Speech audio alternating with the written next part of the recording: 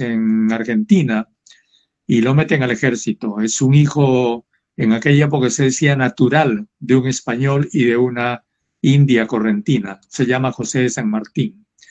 Pasa toda su vida en el ejército español y él regresa a América. Y cuando regresa, él regresa ya comprometido por Francisco de Miranda, que es el precursor de la independencia americana, a venir a América. Y él ya forma parte del primer grupo revolucionario. Subrayo la palabra revolucionario porque hay otra versión de San Martín que se forma en Tucumán, es decir, en la Sierra Argentina. ¿Quiénes están en ese grupo? San Manuel Belgrano, que es también un descendiente de italiano, un hombre ilustrado. Está Martín Güemes, que es un guerrillero que hace las guerrillas contra los españoles en toda esa zona de Salta, Tucumán. Y ellos son los que reciben a un peruano. ¿Quién es ese peruano? Juan Bautista Túpac Amaru, el último de los Túpac Amaru que llega ya anciano, amnistiado de Cádiz, a Tucumán. Ellos organizan el Congreso de Tucumán, que es el congreso que declara la independencia argentina. Y el Congreso de Tucumán, 1817, a donde asiste Juan Bautista Túpac Amaru, aprueba el Plan Belgrano, que es el denominado Plan Inca, por el cual se pretende convertir toda Sudamérica en un solo país, gobernado por una monarquía, gobernada a su vez por un Inca. Ese es el proyecto.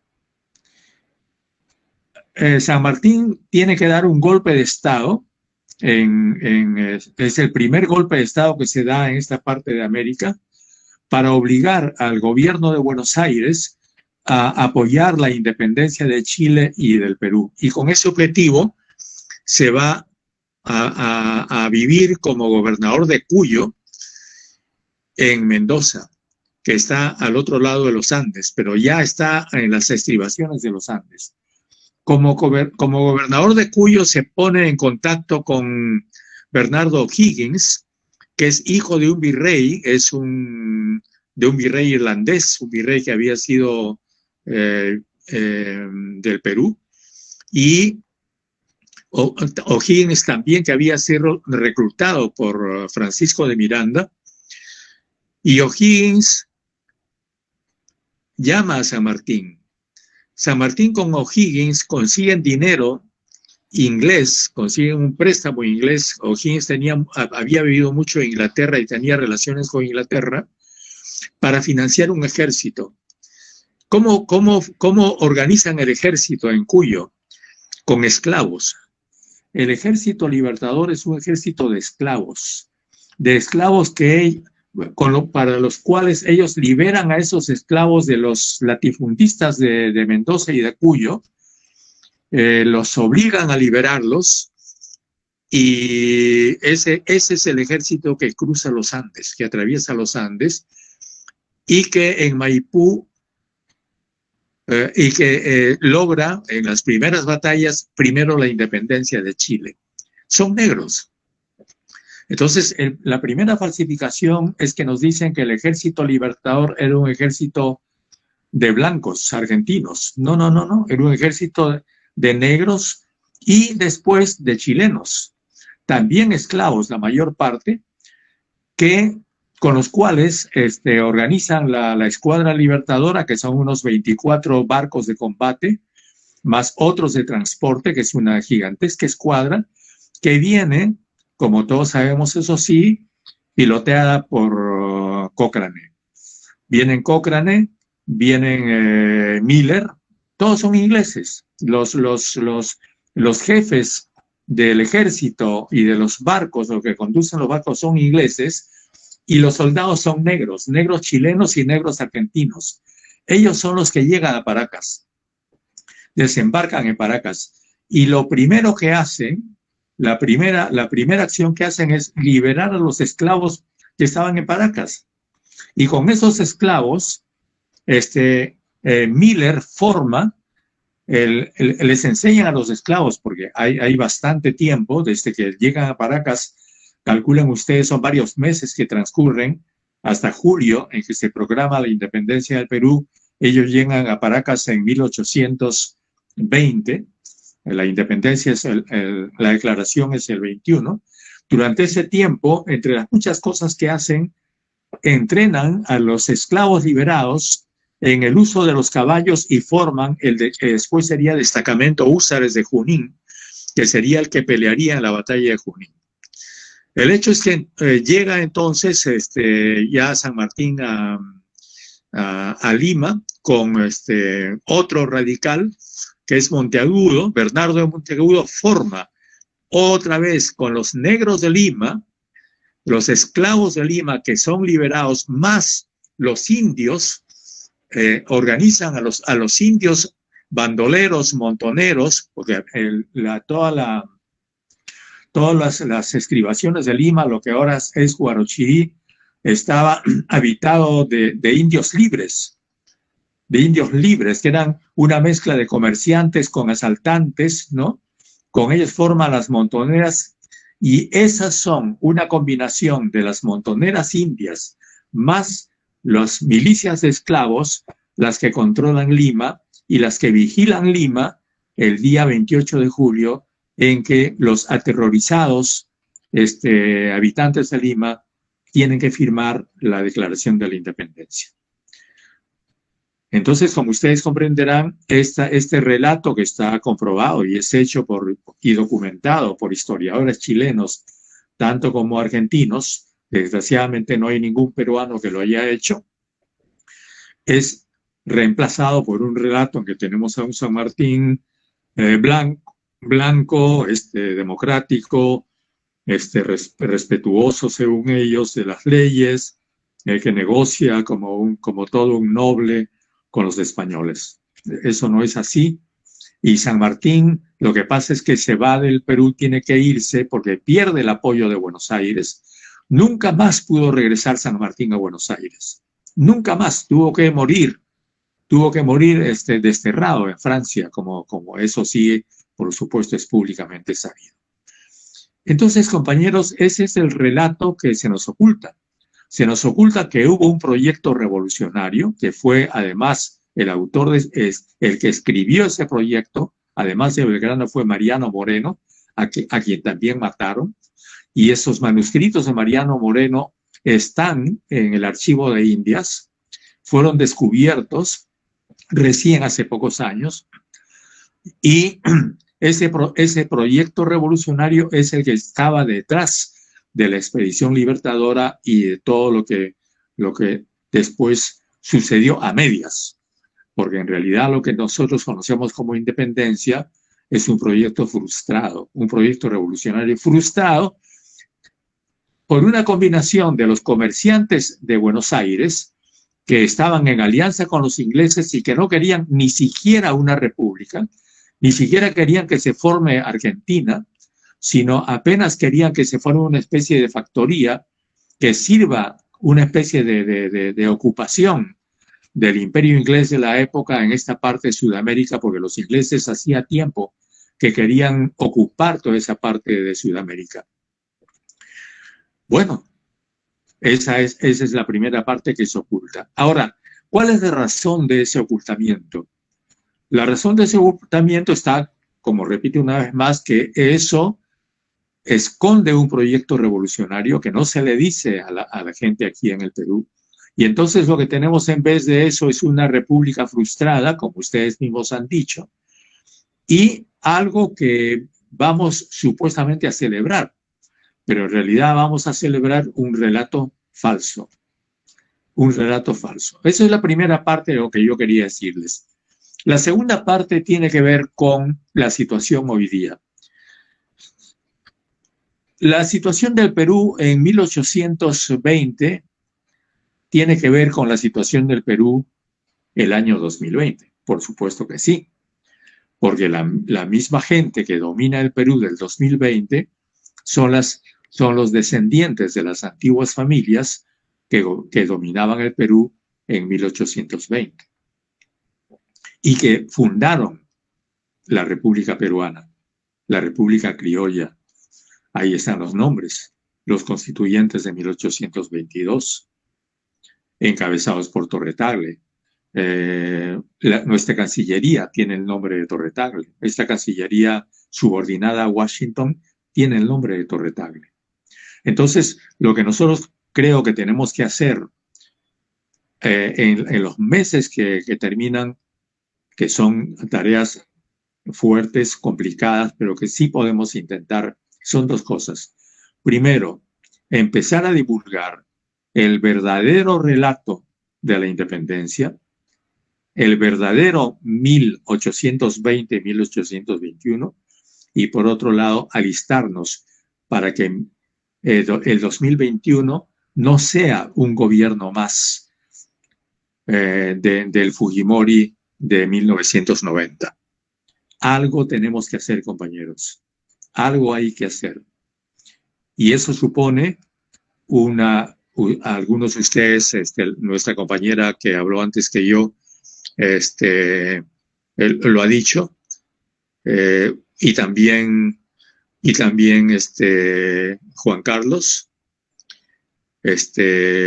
una red de organizaciones populares, una red activa que sea capaz de levantar algo en el Perú, que evite que una vez más votemos por el mal menor. Porque ¿qué vamos a hacer? Vamos a votar por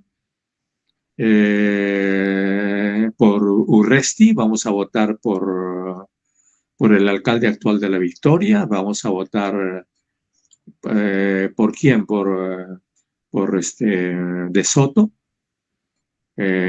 por Keiko, por toda la galería que nos van a presentar, por Benavides, o vamos a levantar algo distinto que exprese realmente los sentimientos populares y los intereses populares. Entonces, yo creo, no, por supuesto, yo no puedo discutir esto en 3 minutos. Termino aquí, pero simplemente lo que planteo es que hay que activar y hay que iniciar una discusión de este grave problema, porque no podemos permitir que el Perú del 2021 sea una prolongación más del Perú de 1821 y del Perú de 1990, que es el Perú de Fujimori, cuyo presupuesto todavía tenemos que aprobar todos los años y cuyas políticas públicas llamadas neoliberales, pero que en realidad son totalmente de liberales, no tienen nada, ni de nuevas tampoco, y que son más bien antinacionales y subordinadas a los poderes internacionales que todos conocemos, siguen imperando en el Perú. Gracias, compañeros. Muchas gracias, profesor, por esas palabras también que nos ayudan a continuar esta tarea de la reflexión, de la interpretación y del entendimiento de la República, de lo que ha significado o de lo que está por significar el Bicentenario. Nos pide de que se haga una lectura, un estudio de los verdaderos acontecimientos, ¿no?, que han empujado este desenlace de la fundación como república, ¿no? Nos ha mencionado también de que mucho no ha cambiado en cuanto a quienes ostentan el poder, que son los descendientes de quienes a inicios de la república pues también fundaron, ¿no? Y nos exige y nos plantea y nos propone de que esforcémonos, encontrémonos todos, sobre todo quienes tenemos una entidad, de no solamente maquillar el sistema para que llegado al Bicentenario no sigamos construyendo un Perú que sea la extensión de aquello que ha sido hasta ahora, ¿no? Entonces es un gran reto que efectivamente tenemos que ir planteándonos. Muchas gracias, profesor, y de esta manera vamos a continuar sin mayor demora con el profesor Dante Castro. Él es escritor, Premio Casa de las Américas, también dirigente del Movimiento de Liberación 19 de Julio, secretario general. Profesor Dante Castro, adelante, tiene 15 minutos para poder también compartirnos la reflexión en ocasión de la sesión que nos estamos planteando el día de hoy, crisis política y retos al Bicentenario. Adelante, profesor. Bien, buenas noches, compañeros y compañeras. Buenas noches, Nuri. Buenas noches, Héctor. Qué felicidad encontrarlos acá. No sé si el compañero Omar está acá. También buenas noches para él. Quiero comenzar por plantear mi plena desconfianza por una celebración ficta, por una celebración hipócrita, por una celebración cínica de un bicentenario en el cual se rememora una fecha en la cual el pueblo peruano no tuvo ocasión de liberarse. O sea, el 28 de julio de 1821 se liberan los criollos, el pueblo no. Correcto. Y el proceso de la independencia, como bien ha narrado el profesor Héctor Béjar, es un proceso complejo. No es un proceso para ser abreviado para un texto escolar en el cual tengamos que decir el Perú es libre e independiente por la voluntad soberana de los pueblos y por la justicia de su causa que Dios defiende. Eso nos lo memorizábamos desde chico cuando se enseñaba historia en las escuelas. Hoy en día ya no se enseña historia en las escuelas. Se ha tratado de amenguar los horarios de historia para que el educando no tenga ningún conocimiento sólido de historia. ¿Por qué? Así como sacaron el curso de filosofía, porque a mi hijo le dijeron, se sacó el curso de filosofía porque produce muchos subversivos. O sea, Sócrates produce muchos subversivos, por si acaso. Anoten ustedes eso, ¿no? Aristóteles, Platón, Descartes produce muchos subversivos, ¿no? Y también los cursos de historia para la educación para el siglo XXI fueron abreviados Historia Universal, Historia del Perú y Geografía, se metieron juntos en el mismo horario, una sola vez a la semana. Entonces, cuando los que hemos sido profesores de escuela durante más de 40 años nos pasaron el plan para el siglo XXI, nos dimos cuenta que era un aborto para las siguientes generaciones. Y lo que vas a aprender de una fecha es que la fecha existe nada más, pero ya ni siquiera te enseñan su significado, que sí nos lo aprendimos en la década del 70. Pero incluso ahí teníamos que decir, el 28 de julio se liberaron los criollos, el pueblo no. Porque el pueblo siguió siendo oprimido, el pueblo siguió realmente en peores condiciones que en la colonia.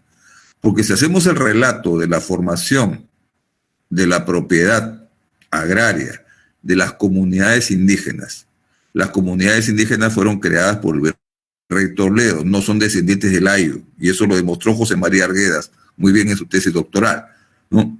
Pero además de ser una creación española, para menguar hostilidades y poder manejar mejor a la masa indígena, que era el verdadero tesoro productivo, ¿no? La mano de obra, ¿no? En las colonias, la corona española les da derechos.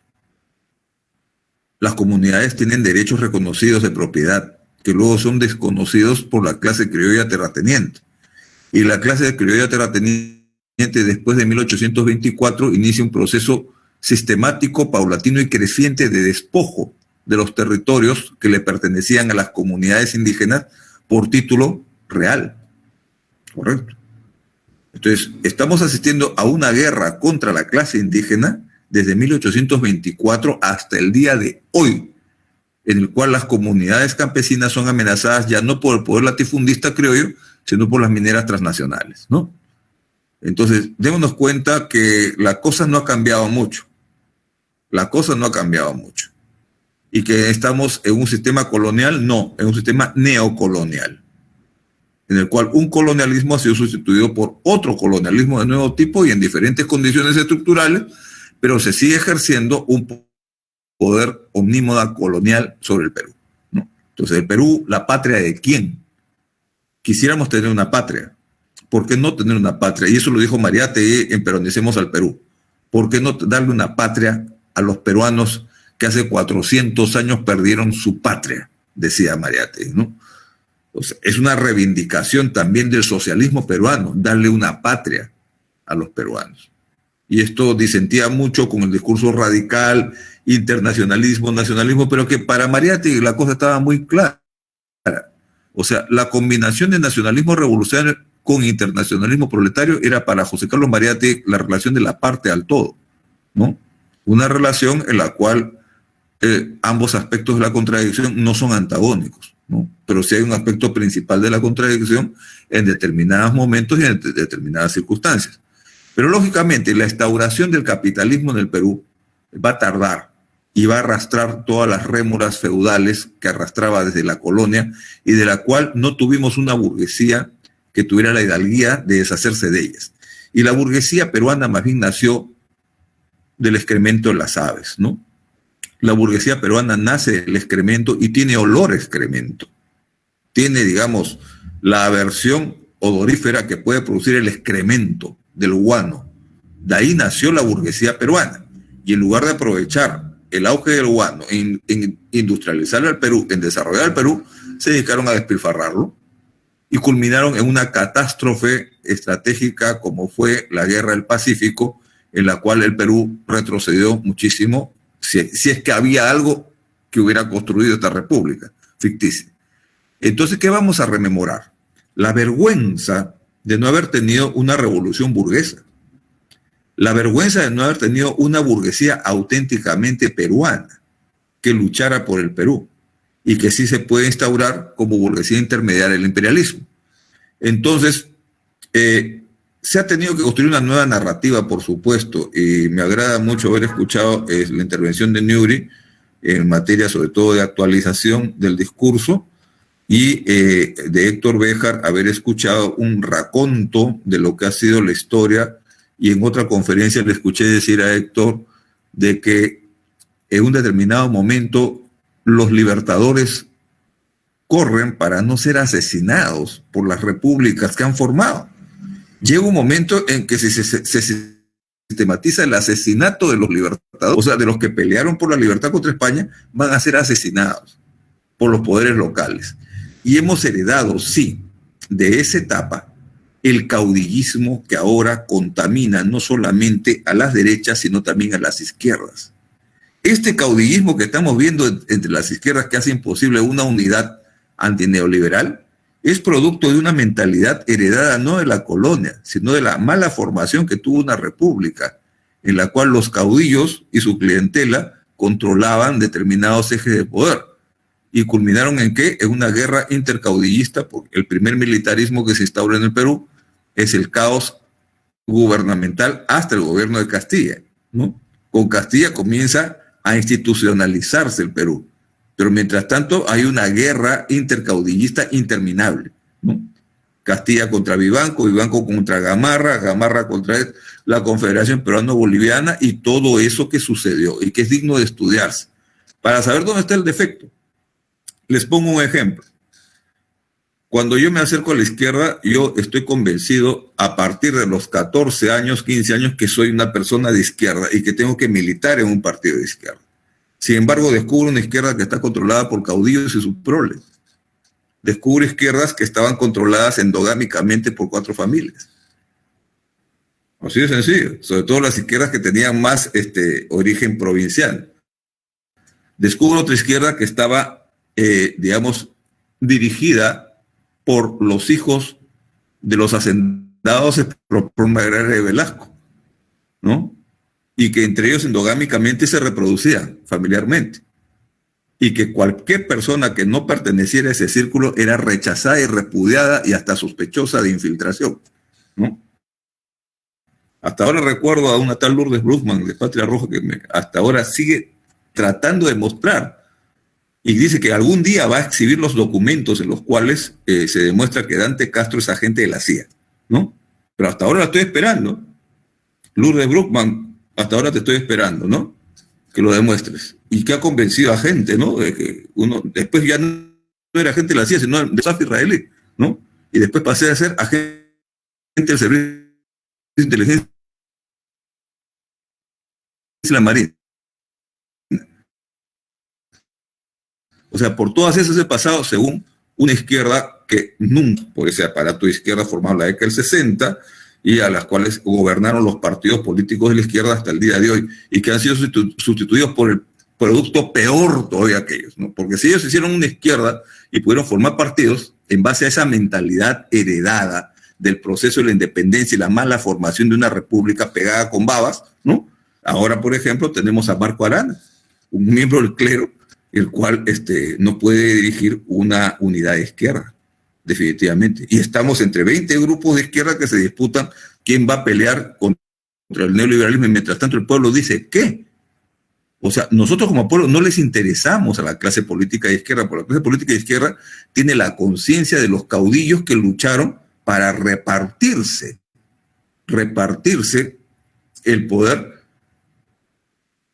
del Estado.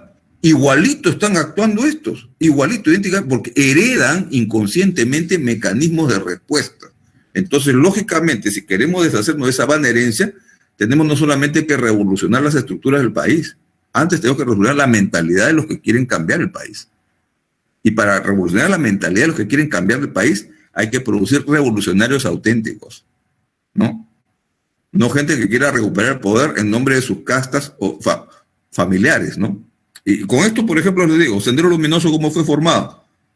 Por familias desheredadas de las propiedades campesinas o rurales, haciendas que habían sido afectadas por la reforma agraria de Velasco, ¿no? Y me pongo a pasar la lista, paso la lista oralmente, ¿ya? Así como se pasa la lista en un salón de clases. Y te digo, fulano de tal, apellido tal, hacienda tal, hacienda tal, hacienda tal, hacienda tal, expropiadas por la reforma agraria. ¿Te das cuenta?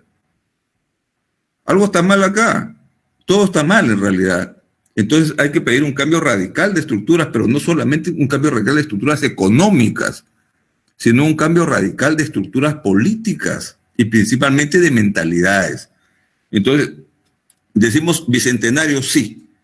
Queremos una república, queremos fundar una república, pero una república de los trabajadores, ¿correcto? Una república al servicio de los trabajadores. ¿Y eso cuesta qué cosa? Cuesta necesariamente un cambio radical. Porque primeramente, no solamente hemos heredado la mentalidad de los encomenderos. Eso se lo dejo, por ejemplo, a la gente que todavía viven las nostalgias de la aristocracia, ¿no? Se lo dejo a Chabuca Granda, a la Flor de la Canela y todo el discursito peruano, entre comillas, peruano. Pero las nuevas burguesías emergentes, ¿qué cosa es lo que están heredando? Están dando la capacidad de microfraccionarse incluso como clase burguesa, ¿no? Y la incapacidad de dotar al Perú de un proyecto nacional. O sea, las nuevas burguesías emergentes no tienen proyecto nacional, no tienen proyecto de país, ¿no? Entonces, si queremos ser realmente una izquierda de cambios, tenemos primeramente que desestructurar todo lo que fue la izquierda anterior, ¿no? Toda la vana herencia nociva que hemos tenido del microfraccionamiento de la izquierda, ¿no? Del brutal microfraccionamiento de la izquierda, la falta de unidad, del canibalismo que ha habido en las izquierdas, ¿no? Muy propio también de esto de los caudillismos heredados de los conquistadores también, son igualitos en realidad, ¿no? Y tenemos que sacar otra lectura de lo que es el cambio social que proponemos.